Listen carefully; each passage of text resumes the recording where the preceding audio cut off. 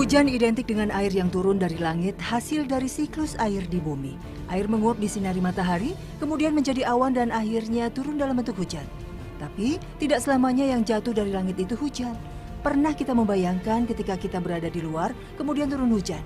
Tiba-tiba pakaian kita berwarna merah seperti disiram darah. Ketika kita melihat genangan air, ia juga terlihat berwarna merah darah. Tentu mengejutkan, bukan?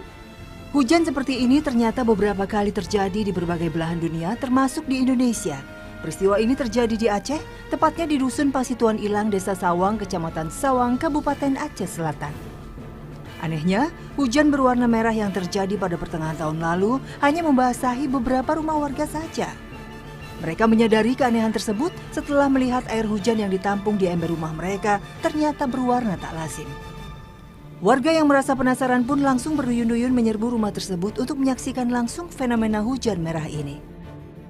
Menurut pengakuan warga sekitar, kejadian aneh ini baru pertama kali terjadi di daerah mereka meski hujan lebat disertai angin kencang terus mengguyur kawasan mereka. Ternyata kejadian aneh di Aceh ini bukan pertama kali terjadi.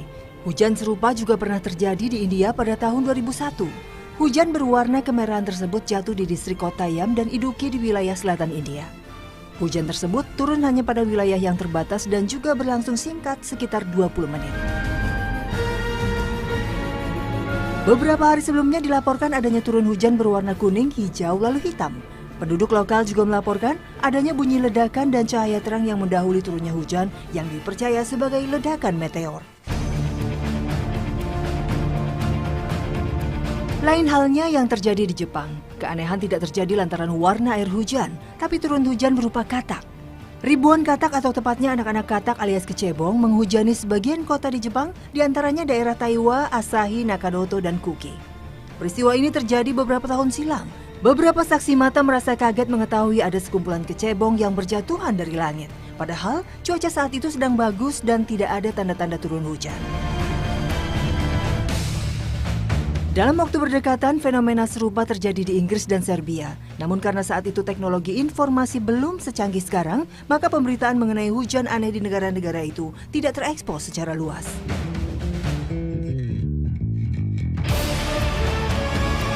Fenomena aneh lain terjadi di India, tepatnya di wilayah Wijayawada, Andhra Pradesh. Seperti dilansir laman One India, ratusan ikan berjatuhan dari langit di sawah-sawah berlumpur. Dipercaya ikan itu jatuh bersama hujan lebat. Warga yang mengetahui peristiwa ini berkumpul dan memunguti ikan-ikan yang berjatuhan tersebut. Hasilnya, ratusan ikan yang biasa mereka kenal sebagai falaga dengan panjang antara 4-6 inci berhasil dikumpulkan. Kejadian serupa pernah terjadi di Australia tahun 2010. Dari langit di Raja Manu, Australia, ribuan ikan berjatuhan. Fenomena aneh ini cukup mengejutkan warga, karena ikan-ikan yang jatuh itu tidak semuanya langsung mati, masih ada ikan-ikan yang masih hidup. Peristiwa ini ternyata bukan yang pertama kali terjadi di wilayah tersebut. Ini merupakan kali ketiga dalam kurun waktu lebih dari 30 tahun. Peristiwa yang tak kalah aneh terjadi di Argentina pada tahun 2007 silam. Laba-laba dalam jumlah yang sangat banyak berjatuhan dari langit Provinsi Salta, Argentina. Selain di Argentina, fenomena ganjil tersebut juga pernah terjadi di Brazil. Hujan laba-laba terjadi di kota Santo Antonio da Platina. Dalam rekaman yang diunggah ke YouTube, tampak ratusan laba-laba memenuhi langit di sana.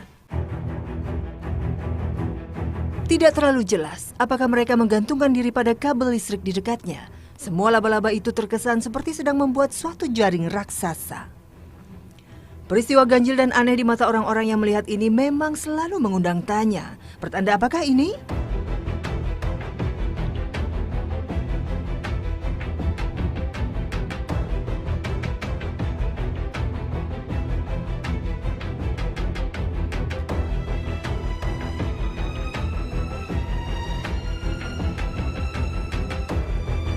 Assalamualaikum warahmatullahi wabarakatuh. Selamat pagi pemirsa Trans7, Hasanah Ensiklopedia Islam Dunia pagi ini kembali menyajikan kepada Anda embun-embun ilmu yang terpendam dalam luasnya Hasanah Islam.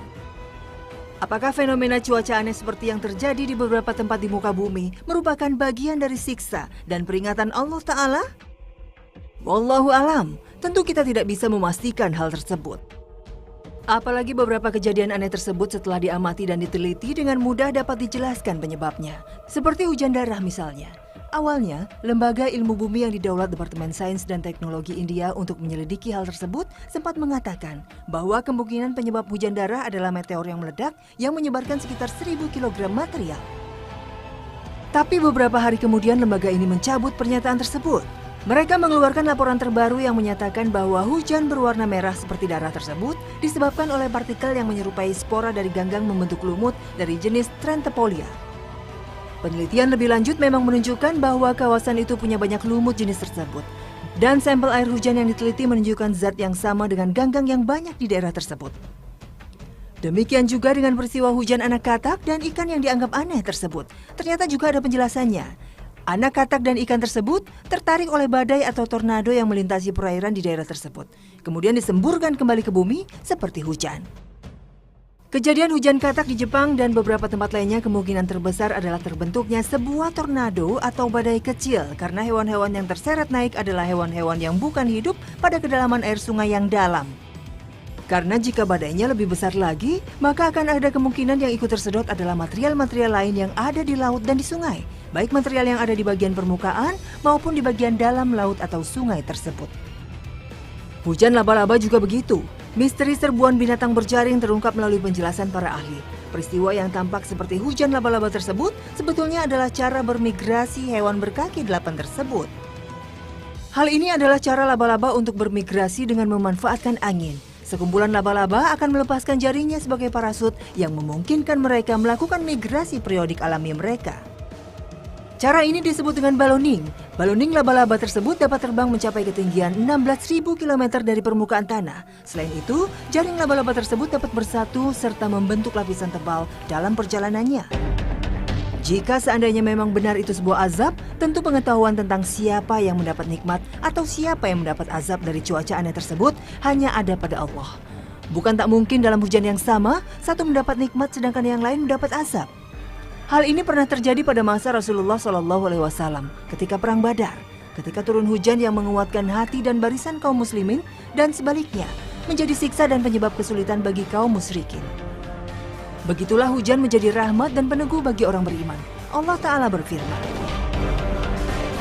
"Ingatlah ketika Allah menjadikan kamu mengantuk sebagai suatu penentraman daripadanya, dan Allah menurunkan kepadamu hujan dari langit untuk mensucikan kamu dengan hujan itu, dan menghilangkan dari kamu gangguan-gangguan setan, dan untuk menguatkan hatimu, dan memperteguh telapak kakimu."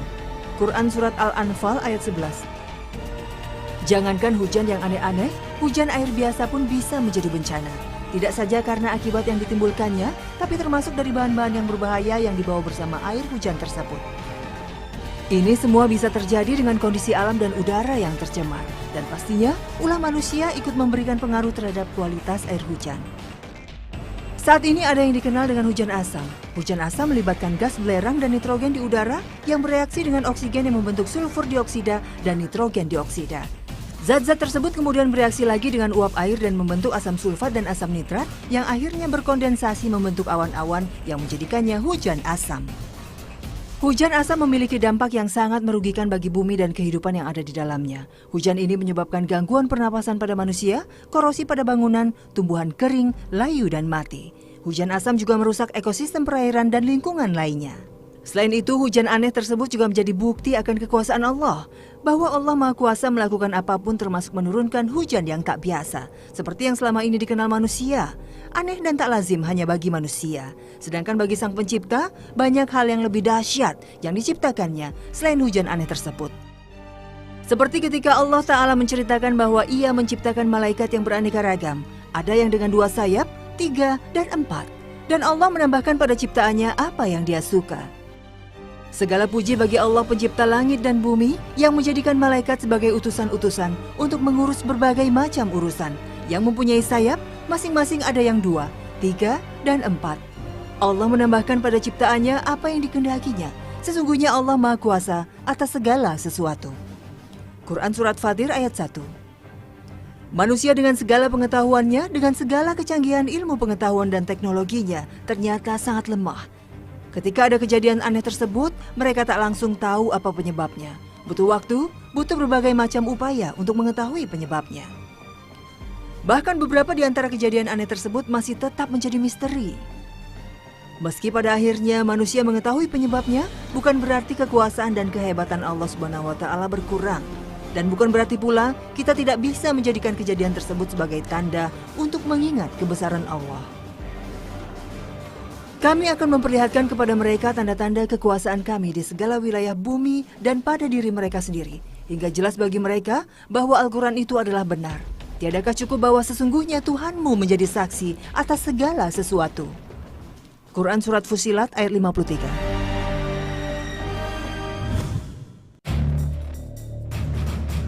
Peristiwa hujan aneh atau tepatnya serbuan binatang atau air yang berubah menjadi merah seperti darah juga disebutkan di dalam Al-Quran. Tepatnya ketika Allah Ta'ala bercerita tentang kisah Nabi Musa alaihissalam. Ketika Fir'aun ingkar dengan risalah yang dibawa Musa, Allah mengirimkan tanda-tanda kekuasaannya kepada Fir'aun serta kaumnya. Mereka ditimpa bencana dan azab sebagai peringatan dari Allah Ta'ala. Maka kami kirimkan kepada mereka taufan, belalang, kutu, katak dan darah sebagai bukti yang jelas, tetapi mereka tetap menyombongkan diri dan mereka adalah kaum yang berdosa.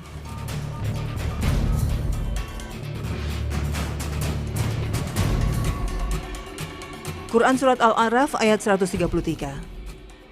Taufan atau badai, serbuan hama belalang, kutu, katak, dan air yang berubah menjadi darah adalah tanda-tanda yang Allah kirimkan kepada Fir'aun agar ia tunduk dan mengakui kenabian Musa alaihissalam.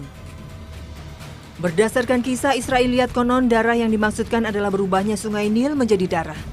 Sungai Nil menjadi darah juga merupakan metafora dari berubahnya warna air sumber air terpenting tersebut menjadi merah seperti darah. Beberapa penafsiran menduga bahwa yang mengakibatkan sungai menjadi berwarna merah adalah disebabkan oleh sejenis bakteri. Sungai Nil adalah sumber utama dari kehidupan bangsa Mesir. Kerusakan yang terjadi terhadap sumber ini dapat berarti kematian bagi seluruh bangsa Mesir. Jika bakteri telah menutupi seluruh permukaan sungai Nil secara penuh sehingga mengubahnya menjadi merah, hal ini dapat mengakibatkan setiap makhluk hidup yang menggunakan air tersebut akan terinfeksi oleh bakteri ini. Keterangan berdasarkan penelitian saat ini yang menyebabkan warna air menjadi merah dikarenakan oleh protozoa, zooplankton, ganggang yang berkembang baik yang hidup di air asin maupun air tawar, dan dinoflagellata. Aneka perkembangan tanaman jamur atau protozoa menghisap oksigen dari dalam air dan menghasilkan racun yang berbahaya baik bagi ikan maupun katak. Pada masa Fir'aun, serangkaian bencana ini muncul dan terjadi. Menurut skenario ini, ketika sungai Nil tercemari maka ikan-ikan juga mati dan bangsa Mesir pun dicabut salah satu sumber nutrisinya yang sangat penting. Dengan matinya ikan maka katak akan kehilangan pemangsa yang menjadikan populasinya meledak dan bertambah banyak sehingga terjadilah kelebihan populasi katak di sungai dan perairan lainnya. Karena kelebihan populasi dan lingkungan perairan yang terkontaminasi, katak-katak tersebut membanjiri daratan. Mereka ada di setiap sudut kota dan di setiap tempat di rumah penduduk. Dan tidak terlalu lama, mereka pun mati dan membusuk bersama dengan ikan-ikan. Sungai Nil dan tanah yang berdekatan dengannya menjadi membusuk dan airnya berbahaya untuk diminum maupun digunakan untuk mandi. Terlebih lagi, punahnya spesies katak menyebabkan berbagai jenis serangga seperti belalang yang menjadi hama bagi tumbuhan dan hasil pertanian. Begitu juga dengan kutu yang berkembang biak secara besar-besaran. Ketika taufan, badai, dan banjir bandang melanda, kaum kafir kembali menemui Nabi Musa alaihissalam dan berjanji akan beriman kepada Allah jika banjir berhenti. Nabi Musa kembali memohon kepada Allah agar menghentikan hujan. Banyaknya air hujan yang membasahi bumi menyuburkan tanah, sehingga hasil pertanian pun melimpah. Pemandangan indah berlimpahnya hasil pertanian membuat orang-orang kafir merasa aman dan mapan. Mereka lupa terhadap janjinya yang pernah diucapkan kepada Nabi Musa. Tak lama kemudian Allah mengirimkan hama belalang yang memakan semua tanaman pertanian mereka dengan ganas. Maka ladang pertanian yang tumbuh subur itu sirna dalam sekejap mata. Mereka meminta tolong kepada Nabi Musa lagi untuk berdoa kepada Allah agar mereka terbebas dari kemalangan ini. Mereka kembali berjanji seperti yang pernah mereka ucapkan dulu. Hama belalang surut. Ladang pertanian mereka pun pulih kembali. Ketika masa panen tiba, mereka menuai hasilnya dan menyimpan di rumah-rumah mereka. Namun sekali lagi, mereka melupakan janji kepada Nabi Musa. Allah pun mengirim tanda kekuasaan yang lain, yaitu hama pengerat sejenis kutu untuk memakan hasil panen yang mereka simpan di rumah. Lagi, kaum kafir bergegas kepada Nabi Musa dengan permintaan dan janji yang sama. Dengan penuh kesabaran, Nabi Musa memenuhi permintaan mereka dan sekali lagi memohon pertolongan kepada Allah. Sekali lagi, siksaan dihentikan. Tapi lagi-lagi kaum kafir mengulangi perbuatan mereka dan melanggar janji yang diucapkan di hadapan Nabi mereka. Merasa cukup pangan, bisa makan enak dan menikmati hidup. Mereka merasa tidak lagi membutuhkan Allah Ta'ala. Dengan segala tanda dan kekuasaan dari Allah tersebut, tetap saja tidak menjadikan Fir'aun sadar dan menyadari kekeliruannya. Baik Fir'aun maupun kaumnya tetap tidak berpaling kepada Allah untuk memperhatikannya. Namun mereka tetap meneruskan kesombongannya. Fir'aun dan lingkaran dekatnya yang sangat durhaka berpikir bahwa mereka dapat memperdayakan Musa dan juga Allah Ta'ala. Sehingga setiap hukuman yang mengerikan menimpa mereka, mereka pun seketika itu juga memanggil Musa dan memintanya untuk menyelamatkan mereka dari bencana tersebut. Permohonan dan juga kesombongan mereka juga Allah kisahkan dalam surat Al-A'raf ayat 134 dan 135. Dan ketika ditimpa azab yang telah diterangkan itu, mereka pun berkata, "Hai Musa, mohonkanlah untuk kami kepada Tuhanmu dengan perantaraan kenabian yang diketahui Allah ada pada sisimu. Sesungguhnya jika kamu dapat menghilangkan azab itu daripada kami, pasti kami akan beriman kepadamu. Dan akan kami biarkan Bani Israel pergi bersamamu. Maka setelah kami hilangkan azab itu dari mereka hingga batas waktu yang mereka sampai kepadanya, tiba-tiba mereka pun mengingkarinya." Quran Surat Al-A'raf ayat 134-135. Itulah yang terjadi pada Nabi Musa. Berbagai kejadian aneh seperti hujan katak, belalang dan kutu merupakan azab dan peringatan bagi Fir'aun dan kaumnya. Bagaimana dengan hujan-hujan aneh yang terjadi di masa sekarang? Apakah ia juga sebuah peringatan? Hujan memang identik dengan berkah dan rahmat, tapi tidak selalu setiap hujan membawa berkah dan rahmat. Dalam beberapa kasus hujan justru menjadi siksa dan azab, baik itu hujan biasa atau hujan yang tidak biasa. Seringkali hujan biasa membawa dampak yang merusak terhadap manusia, mulai dari banjir, tanah longsor, dan air, bahkan sampai merenggut nyawa. Bahkan bisa saja hujan tetap turun tapi tidak membawa berkah sama sekali. Inilah yang diisyaratkan oleh Rasulullah SAW dalam sabdanya. Kemarau bukanlah kalian tidak ada hujan sama sekali, tetapi hujan turun tapi tak menumbuhkan apapun. Hadis riwayat Muslim. Dalam berbagai kasus, hujan juga menjadi azab dan petaka bagi umat-umat terdahulu. Salah satunya yaitu kaum Ad. Kaumnya Nabi Hud alaihissalam ini, Allah binasakan dengan mengirim hujan pasir yang mengubur mereka. Ini juga sebabnya ketika menyaksikan mendung, Rasulullah SAW tidak serta-merta senang. Beliau gelisah. Beliau sangat khawatir bila yang datang bukanlah rahmat, melainkan laknat seperti yang menimpa kaum Ad. Jika Rasulullah melihat mendung atau angin, maka raut wajahnya pun berbeda. Aisyah berkata, "Wahai Rasulullah, jika orang-orang melihat mendung, mereka akan begitu girang. Mereka mengharap-harap agar hujan segera turun. Namun berbeda halnya dengan engkau. Jika melihat mendung, terlihat wajahmu menunjukkan tanda tidak suka." Beliau pun bersabda, "Wahai Aisyah, apa yang bisa membuatku merasa aman? Siapa tahu ini adalah azab." Dan pernah suatu kaum diberi azab dengan datangnya angin setelah itu. Kaum tersebut, yaitu kaum Ad, ketika melihat azab, mereka mengatakan, "Ini adalah awan yang akan menurunkan hujan kepada kita." Hadis riwayat Bukhari dan Muslim. Awan mendung yang mereka kira hujan yang akan mengguyur mereka ternyata bukan. Itulah hujan azab yang membawa badai pasir yang menenggelamkan mereka. Maka tatkala mereka melihat azab itu berupa awan yang menuju ke lembah-lembah mereka, berkatalah mereka, "Inilah awan yang akan menurunkan hujan kepada kami." Bukan, bahkan itulah azab yang kamu minta supaya datang dengan segera, yaitu angin yang mengandung azab yang pedih. Quran Surat Al-Ahqaf ayat 24. Selain kaum Ad, kaumnya Nabi Nuh alaihissalam juga disiksa dengan hujan yang turun terus-menerus hingga menyebabkan banjir besar yang menenggelamkan semuanya, kecuali orang-orang yang beriman bersama Nabi Nuh alaihissalam. Maka dia mengadu kepada Tuhannya, bahwasanya aku ini adalah orang yang dikalahkan, oleh sebab itu menangkanlah aku. Maka kami bukakan pintu-pintu langit dengan menurunkan air yang tercurah. Dan kami jadikan bumi memancarkan mata air, maka bertemulah air-air itu untuk suatu urusan yang sungguh telah ditetapkan. Dan kami angkut Nuh ke atas bahtera yang terbuat dari papan dan paku yang berlayar dengan pemeliharaan kami sebagai balasan bagi orang-orang yang diingkari. Quran Surat Al-Qamar ayat 10-14. Kaum lain yang Allah azab dengan hujan yaitu bangsa Sodom dan Gomorrah. Mereka adalah kaumnya Nabi Lut alaihissalam. Maksiat yang paling menonjol yang menjadi ciri khas hidup mereka adalah perbuatan homoseksual atau liwat di kalangan lelakinya dan lesbian di kalangan wanitanya. Kedua jenis kemungkaran ini begitu merajalela di dalam masyarakat sehingga hal tersebut sudah menjadi biasa bagi mereka. Ketika Nabi Lut menyeru mereka untuk menghentikan penyimpangan tersebut dan menyampaikan peringatan Allah, mereka mengabaikannya, mengingkari kenabiannya, dan meneruskan penyimpangan mereka. Pada akhirnya kaum ini dimusnahkan dengan hujan batu yang menimpa negeri mereka. Firman Allah Ta'ala, "Dan kami turunkan kepada mereka hujan batu, maka perhatikanlah bagaimana kesudahan orang-orang yang berdosa itu." Quran Surat Al-A'raf ayat 84.